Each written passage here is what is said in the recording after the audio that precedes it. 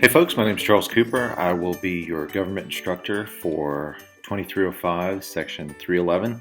I just wanted to drop a quick video at the top of the homepage so that I can kind of orient you to the way that this government class is going to work. First and foremost, this is going to be a Summer 1 course that's going to be an abbreviated 4.5 weeks, and so we have 12 chapters to get through in 4.5 weeks. So first on the landing page, you'll see some helpful connect links. If you click here, it'll take you to the online instruction, the classroom culture, and the syllabus quiz. I would like for you to jump into this first before you go into the Chapter 1 and Chapter 2 assignments. I've also left some instructions for you to go through steps 1 through 5 here. Please go ahead and jump into those. And of course, at any time, if you have any questions, just shoot me an email and I tend to get back to you pretty quickly. And down at the bottom of our homepage is just kind of my philosophy on government in 4 paragraphs. Let's go ahead and go over to the syllabus tab, and you'll see over here to the right, you have SmartBook assignments that are worth 25% of your course grade. Unit exams are 30%, discussion posts 25%, and we have 1 research paper that's due towards the end of the semester that's worth 20%. These are my campus hours, Wednesday from 10 to noon, but like I said before, if you have a question, just shoot it to me through an email within Canvas, and I usually get back to you pretty quickly. We're going to go through 6 units, 2 chapters per unit. That's going to give us 6 exam grades. I don't drop any of the exam grades. I also don't give extra credit, and I don't do any kind of late work either. Every one of these exams, as you'll see in just a moment, are going to be open from Friday to Sunday night at midnight. So you're going to have 3 full days to take care of the exams. And as I just stated, 1 research paper, 12 book smarts that align with the 12 chapters, 12 weekly discussion forums, and each one of those 12 grades is actually a composite of 2 individual posts that'll get to right here. So your exams are all going to be online. You have about 1 minute and 15 seconds per question, and there tend to be about 60 questions. So that gives you an hour and a half to get through 60 questions. You do have 2 chances per test. So if you take the test the first time and you make a grade that you're happy with, do not take it a second time. If you do, those 2 grades are going to be averaged together. If you accidentally open up the test the second time, you might as well jump into that test and take it a second time. So if you're happy with the grade the first time, do not make a second attempt, or it will be averaged with your first grade. GWAs, graded written assignments, or just simply the research paper. You've got 1 research paper. The instructions you can find on that page, but the most important aspect of this is highlighted here in red. Please cite, so don't just have a citation page, but have citations within the body of your paper. If you make a claim to somebody else's research, but you don't cite it, that's the same as plagiarism, and that's going to get you a bad grade. So it's all well and good to include your citations in a works cited page, but if I'm reading through your research paper and I don't see any sort of citations where you give credit to your sources, then you're claiming that information as your own, and that is plagiarism. In the discussion forums, it may seem complicated at first, but it really isn't. I'm going to give you a question per chapter. I'm going to ask you to address the question before midnight Wednesday. And then before midnight Sunday of that same week, I want you to reply to another student's post. So that's 2 posts per week per chapter. When you reply to the first post, I'm asking you to fully address the question and then to find a citation from a reputable online news site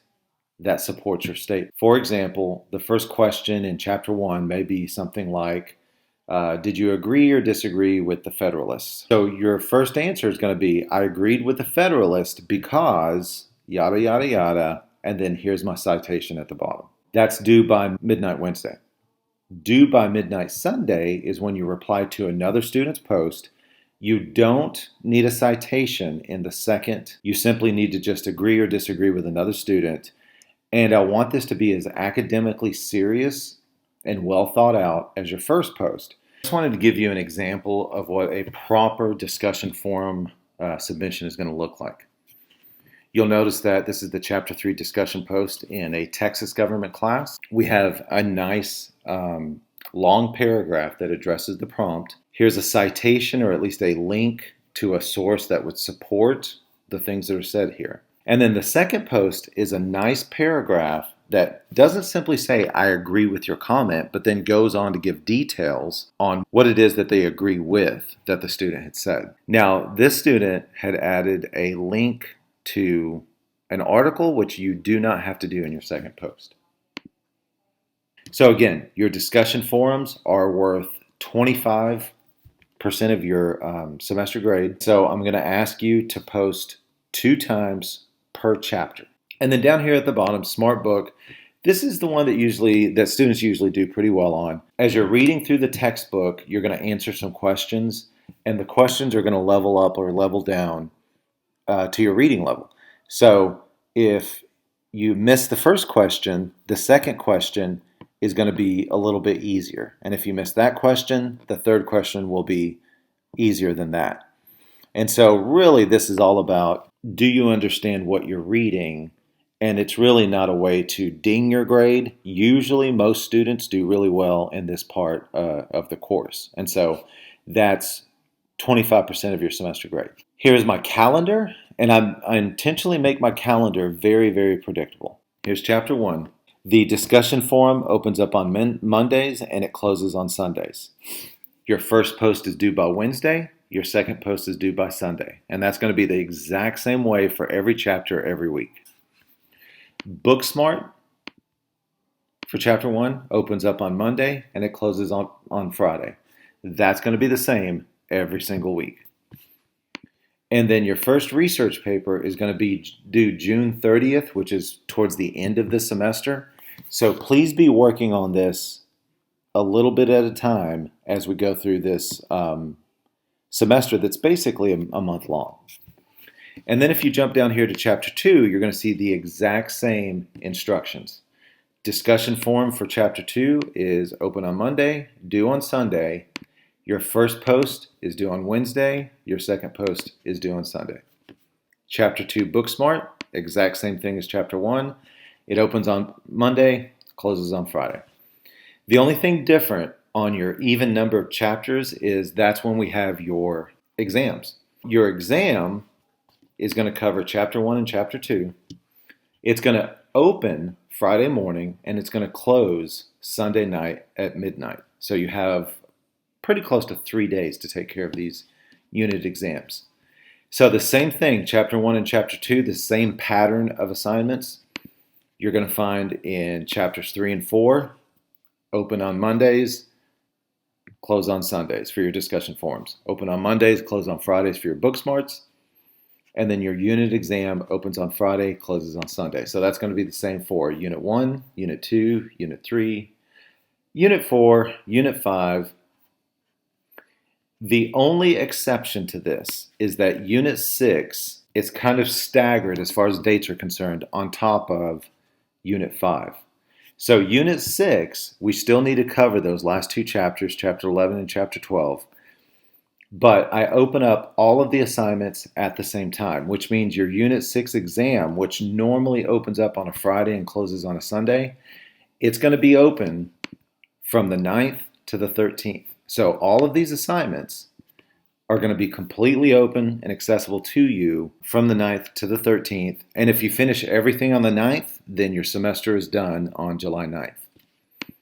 Now, keep in mind that Unit 5 is from July 5th to July 11th. So there is a little bit of overlap between Unit 5 and Unit 6. But because I've opened up all of the resources and all of the assignments on July 9th for Unit 6, you can knock that out as quickly as you would like. Attendance policy is going to be based on accessing the online resources. So if you never log in, then you're going to be absent for that particular week. Usually that's not a problem because you have to log in to complete the assignments, and if you're not logging in, then you're going to be failing the course anyway. The last day to withdraw with the W is June 29th, and then I'll let you read through the rest of this syllabus on your own. Let me jump into modules so you can see what this looks like. Now, this is from the teacher view. Let me click on student view. This is what you should see is online classroom culture. There are a couple pages here, and then the syllabus quiz. I mainly do the syllabus quiz just so that you're aware of the important aspects of the syllabus. This is the McGraw-Hill campus registration. Fairly easy to do. And then this is what your assignments are going to actually look like. So here's Unit 1. Please complete this pretest. If you finish the pretest and the post-test, I'm going to add 5 points to your lowest test grade at the end of the semester. Here's your first research assignment, and the due date is June 30th. Here's your Chapter 1 stuff. I've also uploaded the PowerPoints for the chapter as a resource. Chapter 2 stuff, and then your unit exam at the bottom. Remember, I'm only taking 4 grades.